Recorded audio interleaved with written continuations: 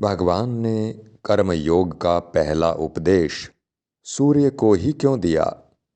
स्वामी राम सुखदास जी कहते हैं, पहला उपदेश, कर्म योग का पहला उपदेश भगवान ने सृष्टि के प्रारंभ में सूर्य को दिया।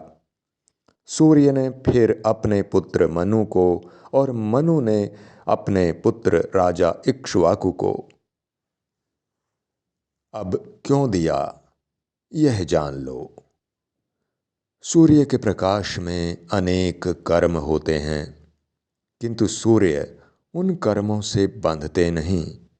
सूर्य में न तो कर्मों का कर्तापन है और न भोक्तापन है।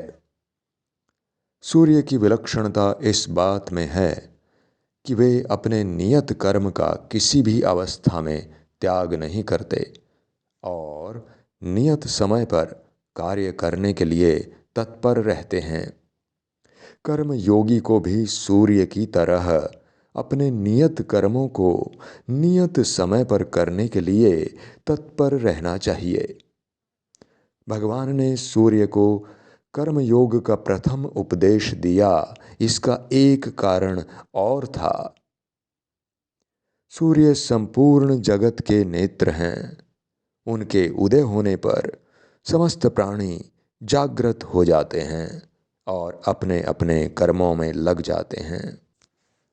सूर्य से ही मनुष्यों में कर्तव्य परायणता आती है, इसलिए सूर्य को जो उपदेश प्राप्त होगा वह संपूर्ण प्राणियों को अपने आप प्राप्त हो जाएगा। सूर्य को कर्म योग का सर्वप्रथम उपदेश देने का एक तीसरा कारण भी था। संपूर्ण प्राणी अन्न से उत्पन्न होते हैं और अन्न की उत्पत्ति वर्षा से होती है। वर्षा के अधिष्ठात्री देवता सूर्य हैं।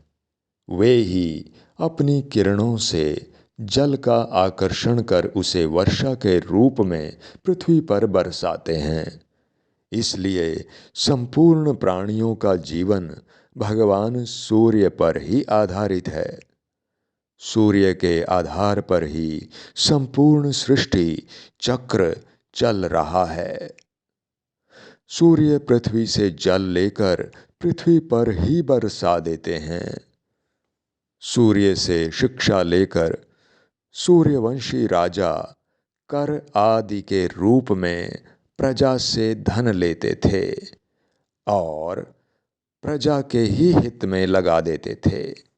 फिर राजा जैसा आचरण करता है, प्रजा भी वैसा ही आचरण करने लगती है।